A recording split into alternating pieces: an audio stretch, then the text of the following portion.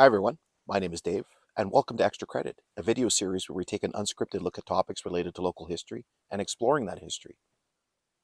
So as we normally do before we get started, just a quick reminder to visit my website. You're going to find a link in the description, and there you're going to find all kinds of information related to the explorations that we do, and then some.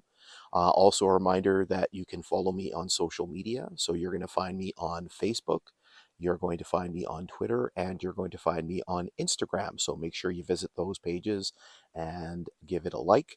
And finally, if you haven't already done so, please make sure that you subscribe to the channel and turn on the notifications. There's all kinds of content that drops fairly regularly on the channel, and sometimes it takes a while for it to make it onto social media. So by subscribing and turning on the notifications, you'll get that content much faster than if you have to wait for it to come out on social media. Okay, so you can see that we've made our way outdoors. It is a beautiful July morning. There's just a little bit of a breeze. The bugs aren't too bad for now, although Luna's kind of flopping around and there's some flies buzzing around her. We are back with yet another Kinghorn video.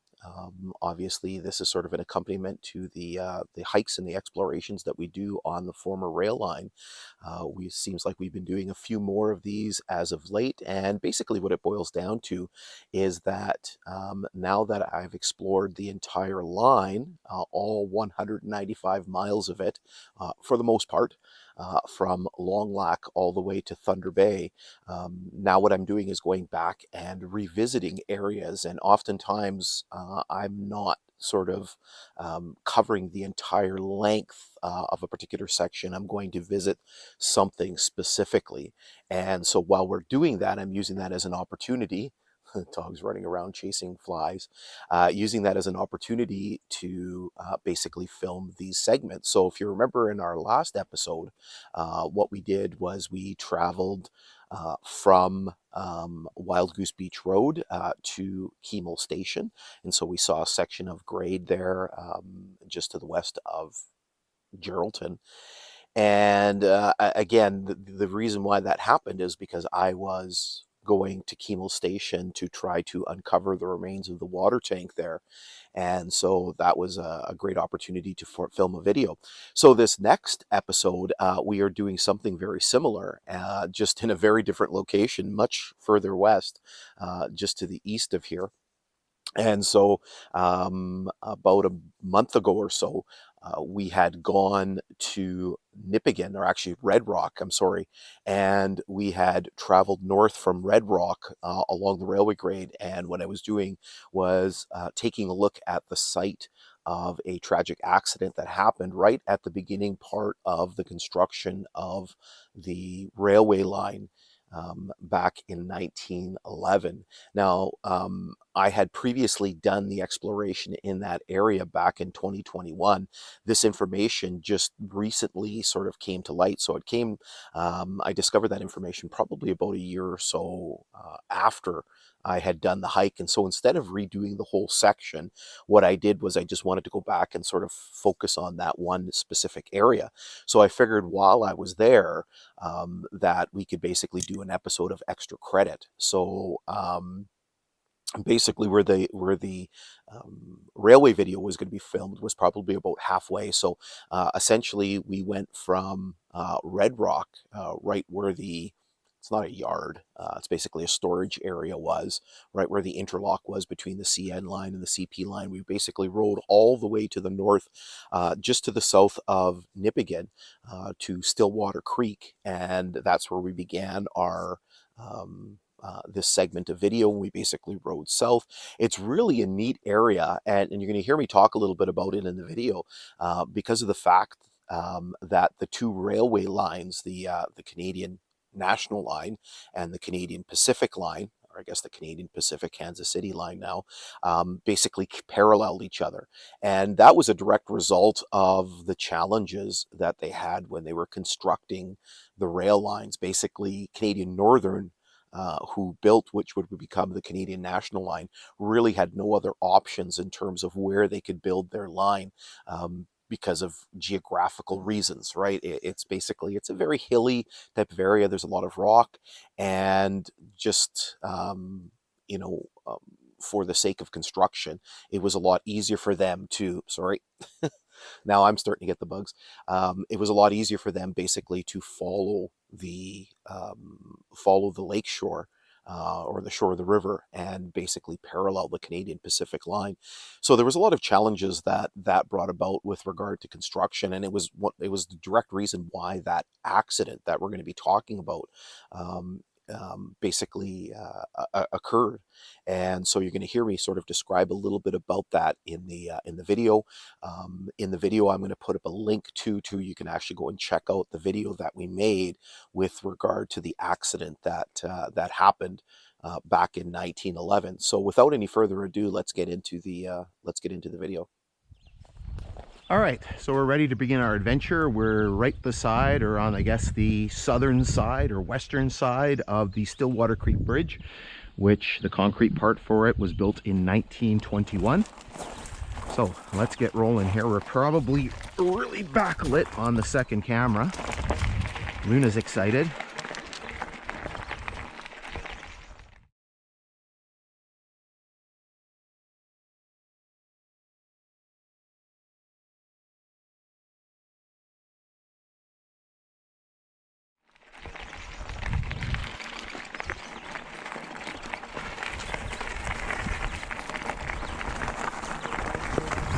So here we have our first little remnant. So we have a flanger sign for the bridge crossing.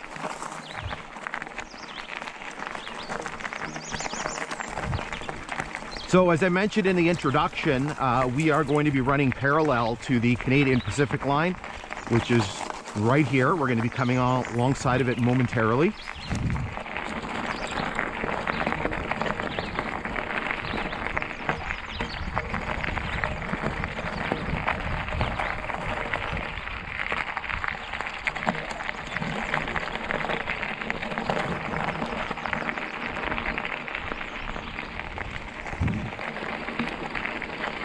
And so here we're coming, the two rail lines come side by side, and we're going to be staying like this right until we get to Red Rock. So again, it's a very sort of unusual arrangement, but one that was sort of dictated by the geography of the area and the ability to construct a rail line in a cost-effective manner. You'll notice that you can see these ridges here. There was no other way around those ridges than to sort of come through this area for both rail lines.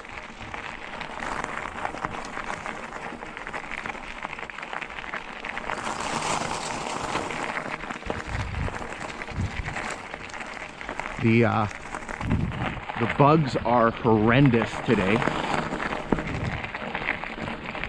The mosquitoes are just insane. So 3 weeks ago was the last time we did any type of railway work, and the bugs were just coming out, and now they're out with a vengeance. And what's unusual is because it's been very dry.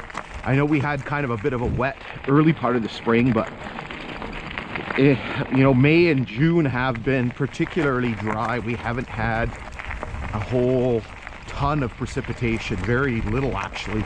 It's very, very dry. So we've gone from one extreme to the other. So here we have our first little neat thing. So basically, you have a culvert. There's a creek that runs under the Canadian Pacific, and you can see it runs under the Canadian National Line, and you can see the two culverts are almost touching each other. So the Canadian Pacific, it's a metal culvert with concrete collars, and the Canadian National one has a old segmented concrete culvert. I am calling it the Canadian Pacific. I know officially it's the Canadian Pacific Kansas City now. This is the main line, Canadian Pacific, so this is their main line across Canada. This particular part is the Nipigon subdivision, which runs from Scriber to Thunder Bay. So here you can see a little bit better of the geography. You can see these massive, massive ridges that run here alongside Nipigon Bay. We're going to be coming alongside, where actually you can see it, we're alongside the bay already, but to the point where you can actually see it in a second here. It's a little bit of a breeze, which is nice to keep the bugs away. And so just up here, you can see there's another little piece of rock work, but you'll notice the very distinctive color of the rock. And we've talked about this on numerous occasions on the railway explorations. So this is the rock that gives the community of Red Rock its name. It's officially known as Cuesta. I'll put that up on the screen. And so what it is basically it's a very iron-rich sedimentary rock. And it's part of a very unique geological formation known as the Sibley group. And the Sibley group basically runs from just east of Thunder Bay all the way up into this area. If it shows up on the map, I'll flash you up a piece of a geologic map and you can see kind of the rock formation.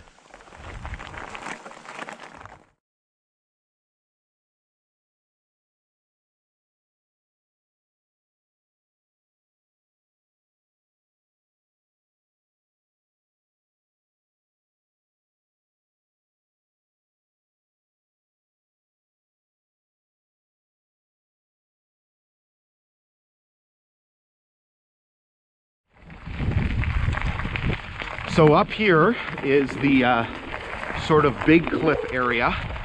Here you can see there's a tie that's still in place. Here you can see some of the degradation that's happened to the grade here. You can see there's been some low spots here where some of the culverts are, that the grade has sort of subsided. So this is actually why we were out here today.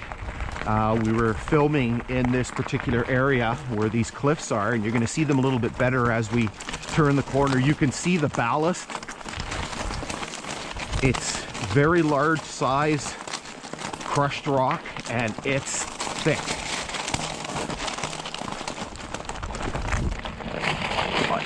So the reason why we were out here is because we were filming a little addition to our exploration series, to our offbeat series, about an accident that happened when they were building this line. So, oh my god, I can't ride in this. So what ended up happening was in November of 1911, they were doing the construction through this area. And as I mentioned earlier, the big challenge to build through this area was, where do you put the rail line? And so Canadian Pacific had the same problem when they built their line. They basically had to skirt Nipigon Bay here, and that was back 1884, 1885. So when Canadian Northern comes along, it's one of the reasons why they didn't want to build the line through this area, because it was going to be very, very difficult to do because of the geography, and there wasn't really a lot of route options. So let's try to jump back up on the bike here. So that's why they tried to get a running rights agreement with Canadian Pacific, and that didn't work out. So when they had to build, their only option was to build outboard of the Canadian Pacific line. And so what we're on right now is just all, oh my god, is all just rock fill. Gets a little bit better right here. So this was all dumped in here to create the grade. And as you're going to see a little bit further up, there were erosion issues that they had to deal with. So here you can see the massive size of the cliffs. You can see the red Cuesta. And so in terms of the accident, so again, I'll put a link to the video that I'm doing. Is that a train coming? And so anyway, they had to, and I'm guessing it was here because there's no real description of where the accident took place. So I'm sort of making a logical guess that it was in this area because of the height of the cliffs, how tight it is with the grade, the curve. So they had to basically blast rock out from the rock face here and use that rock to infill. And unfortunately, the Canadian Pacific line was an active line. So you basically have trains running back and forth. So what would happen is the crews, when they were blasting, they would sort of hug the side of the cliffs because there's nowhere else to go, right? Because you have the lake beside you. So they would hug the cliffs to get out of the way of the trains. And unfortunately, there was a couple workers who were Italian who weren't able to get out of the way of the train and were basically struck and killed by the train. So very, very tragic circumstance. So again, you'll see the link for that in the description and up on the screen. Again, you can see the height of the cliffs. You can see the red Cuesta. These things here are actually rock fall warning systems. So again, you have wires that are stretched in between. We're back into the terrible ballast here. That basically detect if a rock falls on the rails. Here, there's actually, you can see that the rock face almost overhangs the track and the dangers that it poses. There's an incident, I don't remember when it happened, probably not long after the Canadian National Open, or the Canadian Northern Open, where there was a wreck on the Canadian Pacific, and it ended up blocking the Canadian Northern line because all of the trains and all the debris and everything fell on this line right towards the lake. You can see the fencing to again hold back the rock, and I'm sure there's detection systems in there to see if the rock actually breaks the fence. So if we pause here and turn back, and then up here you can see the yet more of the concrete blocks. And so here the bay widens out, the river widens out, and just up ahead is red rock. I don't know if you can see it on the camera, but basically there's the water tank. Okay, we're gonna hold up here for a second and then just continue with our journey here. All right, let's resume here.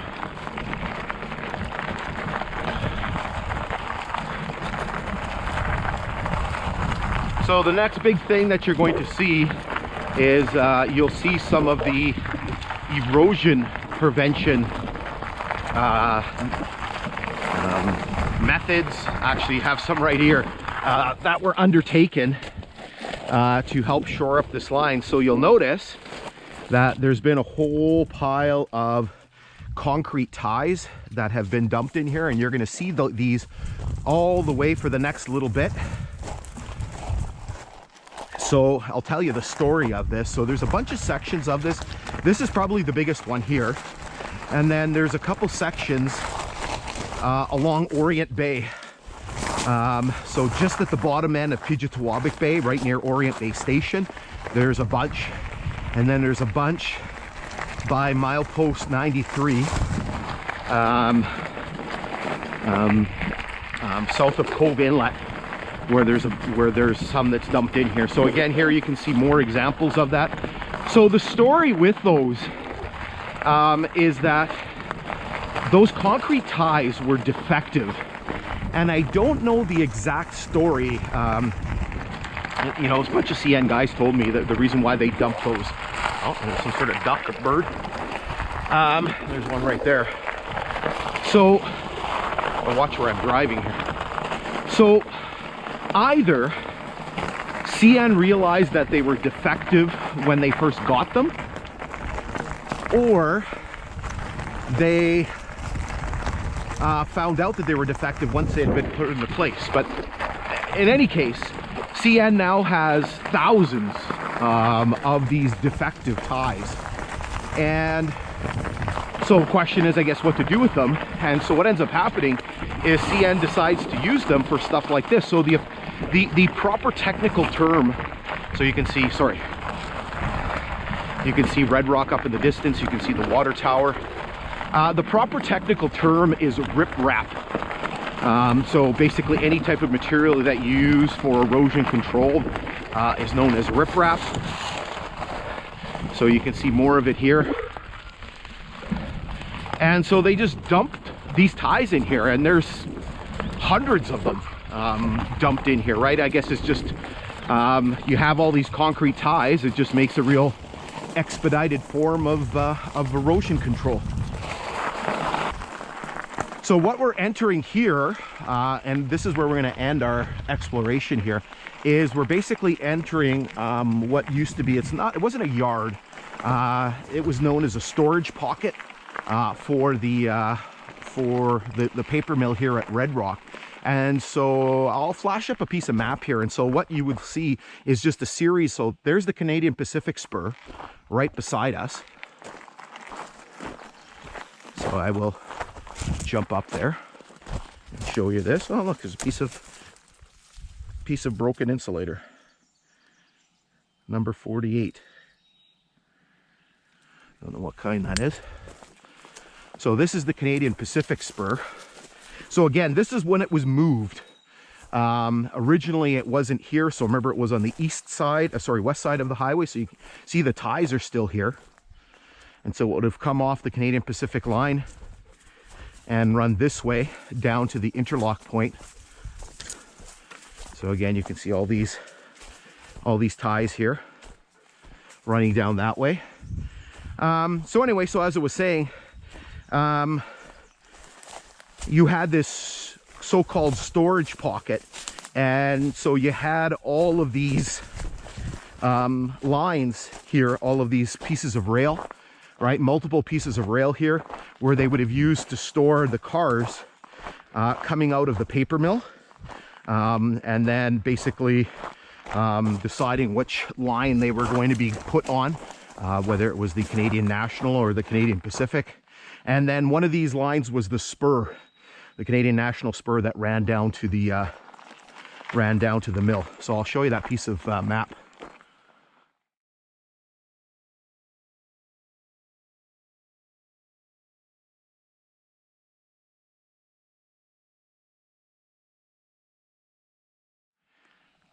Okay, so this brings us to the end of this little adventure here. So hopefully you kind of saw a little of the geography and the rail line in this area. We will be exploring the storage pocket here and the interlock and where the station was here at Red Rock, but we're going to do that probably in the spring. And the reason why is the amount of growth now. When all these leaves and all the trees are in full leaf, you can't see anything because there still are rails in place, and there's parts of the switch and the interlock and stuff like that, but you can't see it with all this growth. So we're gonna have to come here like really early spring when there's no leaves and everything's all flattened down. Anyway, hopefully you've enjoyed our little exploration. All right, so hopefully you enjoyed what you saw. Again, as we normally do, there is a full-length segment. So basically what you're seeing is sort of abbreviated. I've taken basically some of the bigger highlights of the video and put them together for this particular video, but there is a longer version, and so you're going to find a link in the description where you can basically see the entire journey from Stillwater Creek all the way down to just to the beginning of where the interlock and all the spurs and stuff started at Red Rock. As you'll hear me describe in the video, that I didn't want to film. We are going to do a little segment on Red Rock, just we need to do it in the fall time or the springtime when the leaves are down, because there's stuff to see, but once the leaves are out, you can't see anything. And so we have to sort of reserve that for specific times of the year. Obviously, there was a lot of really neat things to see on the way, not just that area where the where the accident happened. Obviously, you can see some of the work that they did. I'm thinking specifically with the concrete ties and the concrete slabs in terms of erosion control. You can just see the two proximities of the line, how close they are to each other. It was really kind of a neat sort of section, and it still remains a kind of a neat section. I think I pretty sure I described it in the video that I always try to do the hikes on Sunday mornings simply because it's rather interesting kind of going through that section, just how close you are to the Canadian Pacific line. And I don't really fancy being in that area when there's a train passing. So I always try to go on Sunday mornings, which tend to be a little bit quieter. I'm not particularly sure why that is something that occurs on the Canadian Pacific line. Today is a Sunday and we're recording this, and the Canadian Pacific line runs very, very close to camp here. And I don't think I've heard a train yet this morning. So maybe that's the day where they kind of do more track inspections and do some repair work and things like that on the line. But anyway, so hopefully you've enjoyed this another episode here on the Kinghorn. We are going to be doing more of these episodes in the future, simply because, again, as we sort of head out in the line and we explore certain portions of the line, it gives us an opportunity to do this. I know that I have one coming up that I'm going to be filming in the fall time near Cameron Falls and the Nipigon River, simply because I need to get to the Nipigon River Bridge. And I figured, well, what I'll do is I'll start in from Cameron Falls and take you down all the way from Cameron Falls, where basically McCaskill Road is, all the way down into where the bridge crossing is. So we'll have one of those that I'll be filming in the fall time, and then probably next spring, I'm going to be doing another one for sure that I've planned. And I don't know, I'm just trying to think in my head if there's any other ones that I might do. I think I might do another one in the fall time as well. I do have to go to Orient Bay, and I'm going to be sort of doing some drone footage. So maybe while I'm there, I'll take you through the southern part of Orient Bay, basically starting at Shadow Creek Road, and then I'll go north up to where I need to film, close to where McCollum's Resort is, and maybe I'll take you from that area. From just north of McCollum's all the way down to Shadow Creek. So basically the bottom end of Orient Bay. There's a lot of real neat things to see in there, and it's kind of a really beautiful area, and hopefully the colors and the fall colors will be out so you can kind of see that in all of its autumn glory. Anyway, so hopefully you've enjoyed this video. Again, make sure you check out the full-length video that you'll see with the link in the description, and you can basically see how everything unfolded, and you'll see the entire route.